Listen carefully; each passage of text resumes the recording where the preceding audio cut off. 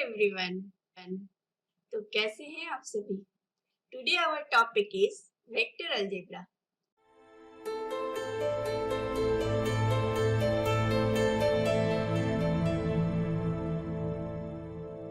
Well, all of you are aware of algebra, right? Algebra आप सभी ने class 7 से पढ़ा है. So basically what we do in algebra can also do with vectors, right? Simple. Suppose it's an apple and price of the apple is equal to A. It's a mango and its price is B.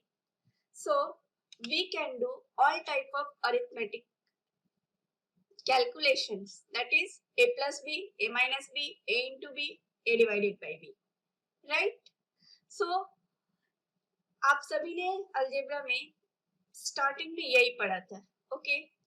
उसके साथ कुछ algebraic law associated होते हैं. What are the laws? Commutative law, associative law, distributive law. Okay, तो commutative law क्या होता है? Simple, a plus b equal to b plus a into b is equals to b into a. Okay, associative law, a plus bracket में b plus c equal to a plus b in bracket plus c. ओके, a into bracket में b into c equal to a into b bracket में into c, right? तो basically what we are doing over here, commutative law, associative law आपने अभी देखा. ये सब law और एक लॉ है, वो है डिस्ट्रीब्यूटिव लॉ, उसको भी देख लेते हैं. तो डिस्ट्रीब्यूटिव लॉ क्या है? a इंटू ब्रैकेट में है b प्लस सी, तो हम लोग इसको डिस्ट्रीब्यूट कर सकते हैं a into b plus a into c, b plus c in bracket into a. Similarly हम लोग इसको डिस्ट्रीब्यूट कर सकते हैं b into a plus c into a. Okay, तो we learn 3 laws, commutative, associative, distributive. तो ये तीनों लॉ बेसिकली जो सिंपल कैलकुलेशन होते हैं मैथ के अलजेब्रिक इक्वेशन का या अलजेब्रिक स्ट्रक्चर का, इट्स वेरी इजी. सभी बोलेंगे भाई ये तो होता ही है, आप 3 प्लस 5 जोड़ो या 5 प्लस 3 जोड़ो एक ही है, 3 इंटू 5 करो या 5 इंटू 3 करो एक ही है, doesn't matter, right? But here we are learning a new concept that is called vectors, right? तो वेक्टर्स में हम लोगों को जो ये commutative law, distributive law, associative law है, ये सारे एप्लीकेबल है. Okay, only the difference is कि चूंकि वेक्टर में एक डायरेक्शन होता है, राइट? तो डायरेक्शन की वजह से अगर आप इसको अलग तरीके से लिखोगे तो डायरेक्शन क्या हो जाएगा? उल्टा हो जाएगा, राइट? जैसे आपने a इंटू बी को अगर b इंटू ए लिख दिया, दैट मीन्स आप उसको रिवर्स कर दिए, उसका डायरेक्शन चेंज कर दिए. Okay, now we are on our topic vector algebra. तो जितने तरह के अलजेब्रिक कैलकुलेशन होते हैं, अलजेब्रिक लॉ होते हैं, all we study in vectors also. Okay, so what is a vector algebra? Vector algebra is a study of algebra with vectors. इसमें भी हम लोग अलजेब्रा ही करेंगे, लेकिन वेक्टर्स के साथ. Okay okay, so what is a vector? You can see in the screen. देखिए एक एरो दिया हुआ है, तो ये जो है ना, ये वेक्टर का सिंबल है. ओके, जहां से स्टार्ट हो रहा है उसको हम लोग टेल बोलते हैं. यू कैन से ऑरिजिन, और जहां पे पॉइंटेड है एरो का जो तीर का चिन्ह आपको जहां दिख रहा है, जैसे ए लिखा हुआ है वहां पे, तो हेड है. ये क्या है? ये इसका डायरेक्शन बता रहा है कि ओरिजिनली यहाँ पे ओ के पास कोई चीज थी जो मूव करके ए तक पहुंची है. So O A is a vector, okay, with respect to origin O. Okay, अब OA को हम लोग मान सकते हैं कि वेक्टर A, ये इसका नोटेशन है, माथा के ऊपर में उसका एरो लगा रहेगा, that means it's a vector. Okay, represent करते हैं हम लोग इससे। इसका मैग्नीट्यूड कैसे निकालेंगे? तो magnitude of OA is equals to mod of OA means mod of A, that means उस वेक्टर का जो भी लेंथ है उसका सिर्फ magnitude, no direction, plus minus nothing, only positive value, वही आपका मैग्नीट्यूड होगा। Okay, now scalar versus vector. तो वेक्टर जब भी हम लोग पढ़ते हैं तो हमारे पास दो क्वांटिटीज आती हैं, एक स्केलर है, एक वेक्टर है। तो स्केलर क्या है? देखिए, सपोज यहाँ पे एक कार है, वो 45 किलोमीटर पर आवर की स्पीड से जा रही है, तो we know speed is a scalar, एक आराम से स्केलर क्वांटिटी है, इसका कोई डायरेक्शन चेंज नहीं हो रहा है। ओके, तो स्पीड क्या है? स्केलर है। लेकिन सेम जो कार है वो अगर वेक्टर में बदल जाएगी, अगर उसका डायरेक्शन चेंज होगा, वो कोई टर्न लेती है, जैसे यहाँ पे आपको पिक्चर में दिखाया गया है कि ये एक्स डिस्टेंस है, ये वाई डिस्टेंस है, ये 45 किलोमीटर पर आवर की स्पीड से ही जा रही है, लेकिन इसने अपना डायरेक्शन चेंज किया हुआ है, ये किसी ऐसे तिरछे रास्ते पे जा रही है, जैसे हम लोग पहाड़ के ऊपर जाते हैं तो वहां पे 40 डिग्री एंगल लेके जा रही है। ओके, तो ये क्या है? वेलोसिटी इसका अभी 45 किलोमीटर पर आवर के हिसाब से पकड़ रहे हैं हम लोग, तो इसमें डायरेक्शन भी इंक्लूडेड है, राइट। तो वेलोसिटी इज अ वेक्टर, क्योंकि इसमें एक डायरेक्शन है कि ये कार 40 डिग्री एंगल लेके ऊपर उठ रही है। ओके, लेकिन यहाँ पे लीनियर है। ओके, आराम से सिंपल वे में जा रही है, तो इससे स्पीड, तो स्पीड स्केलर है एंड वेलोसिटी वेक्टर है। तो बेसिकली हम लोग यही समझते हैं कि वेक्टर में कोई ना कोई डायरेक्शन आवश्यक है, जबकि स्केलर में इस तरह की कोई बात नहीं होती। ओके, नाउ अब हम लोग पढ़ेंगे यूनिट वेक्टर। जब हम लोग वेक्टर समझ गए तो यूनिट वेक्टर क्या है? अच्छा, हमने कहा कि यूनिट वेक्टर, यूनिट मतलब जिसका यूनिट मैग्नीट्यूड जो हो वो 1 हो।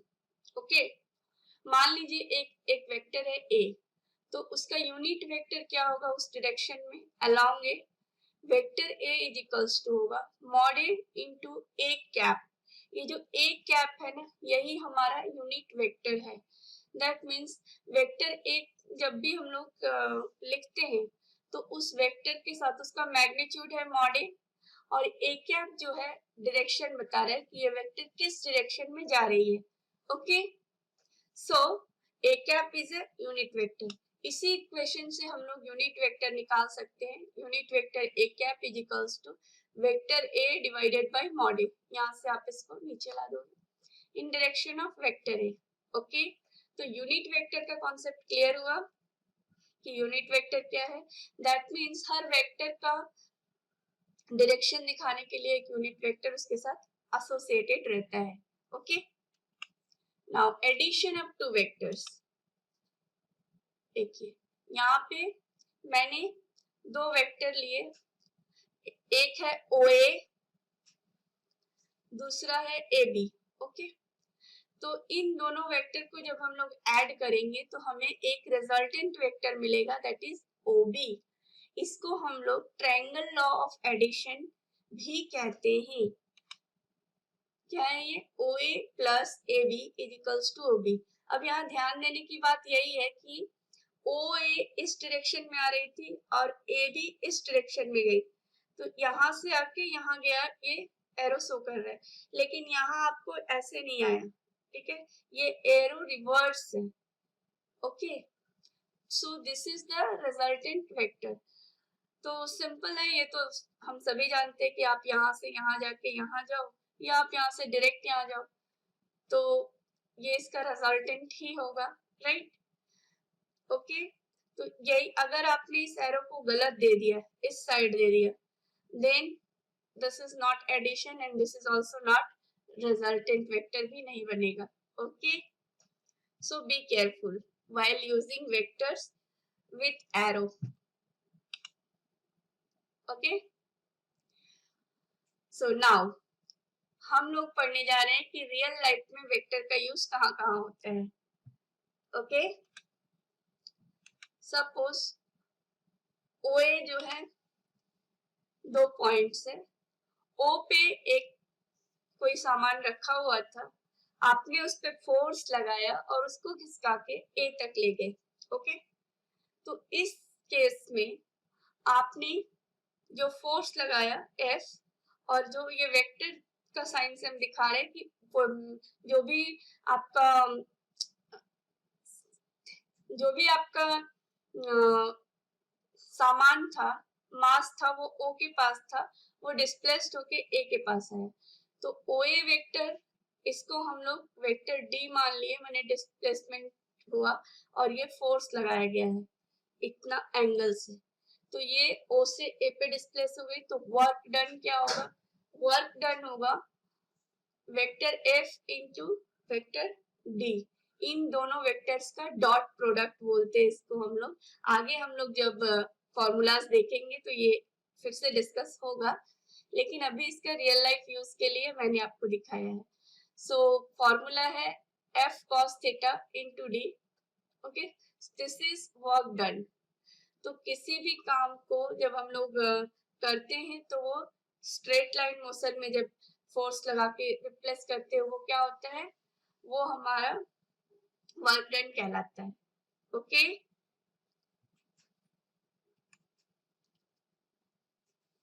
Vector algebra in real life. अब हम लोग देखेंगे कि रियल लाइफ में वेक्टर का यूज कैसे होता है। सपोज करिए ओ पे एक आपने कुछ सामान रखा है, एक बॉक्स रखा है, और आप उस बॉक्स को अपने हाथ से धक्का दे रहे हैं एक एंगल से और उसको ए तक ले गए। ओके, तो ओ से ए तक जो ले गए इस डायरेक्शन में, ये एक वेक्टर है, और आपने जो एक फोर्स लगाया उसको धक्का देने के लिए, वो एक फोर्स है। Okay, force is also a vector, क्योंकि आप उस डायरेक्शन में धक्का देने के लिए फोर्स लगा रहे हैं। रियल। ओके, तो अब हम लोग क्या करते हैं, इसको डायग्रामिकली शो करते हैं कि ओ में जो पोजीशन, इस पोजीशन पे जो भी बॉक्स था वो यहाँ तक आया, इसको हमने वेक्टर डी दिया है नाम, और इस पे हमने जो फोर्स लगाया उसका नाम एफ दिया, और मान लेते हैं कि थीटा एंगल से आपने इसको पुश किया। तो वर्क डन क्या होगा, वर्क डन होगा एफ डॉट डी। इसको dot product of two vectors कहते हैं, और जब किसी वेक्टर का डॉट प्रोडक्ट हम लोग निकालते हैं दो वेक्टर का, तो वो एक स्केलर क्वांटिटी बन जाती है। ओके, इसका ये फॉर्मूला है F cos theta into D, या एफ डी कॉस थीटा आप बोल सकते हैं। ओके, तो ये एक वेक्टर का यूज है रियल लाइफ में। Next, boat. आप सभी ने कभी ना कभी तो बोट पे जरूर चढ़ा होगा, है ना। तो आपने देखा होगा कि बोट एक डायरेक्शन में जाती है। ओके, लेकिन बोट के साथ साथ वहां पे जो करंट होती है ना, रिवर की धारा, वो दूसरे डायरेक्शन में ढकेलती है बोट को। ओके, तो उस समय बोट जो है सटीक जगह में जाने के लिए वेक्टर्स का इस्तेमाल करते हैं। ओके, कि किस डायरेक्शन में वो जाएगा कि वो उस फोर्स को नलीफाई कर पाए, है ना। जितना धारा का स्पीड है और बोट का स्पीड उससे ज्यादा होगा, तभी तो वो उसको क्रॉस करके आगे निकल पाएगा ना। ओके,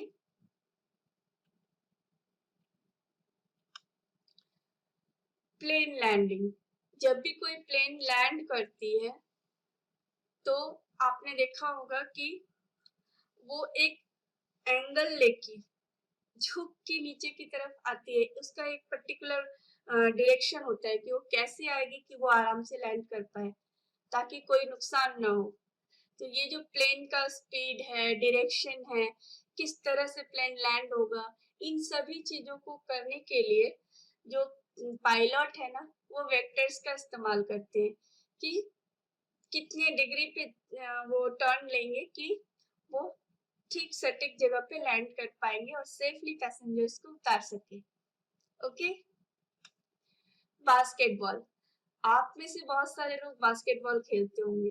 तो जब आप बास्केटबॉल में बॉल को बास्केट करने की कोशिश करते हैं तो होता क्या है कि आप उसको एक बॉल को थ्रो करते हैं कि स्पीड से, उसके साथ एक डायरेक्शन भी देते हैं कि किस डायरेक्शन में आप उसको फेंकना चाहते हैं, राइट, कि वो बास्केट में ही जाए।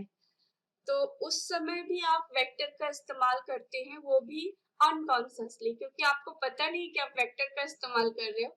लेकिन जब इसी गेम को आप मोबाइल पे या कंप्यूटर में खेलते हो तो वहां पे आप तो जाके बास्केट करते नहीं हो, तो आप जब क्लिक करते हो तो उस पर्टिकुलर बॉल को एक वेक्टर है जो वहां से आपके डायरेक्शन के हिसाब से और आपके स्पीड के हिसाब से वहां पे ले जाके बास्केट करता है। तो आइदर वो बास्केट हो पाएगा या नहीं भी हो सकता है ना। ये डिपेंड करता है कि आपने सही से अपने जो टारगेट है उसको फिक्स किया या नहीं, राइट। तो नेक्स्ट आते हैं क्रिकेट।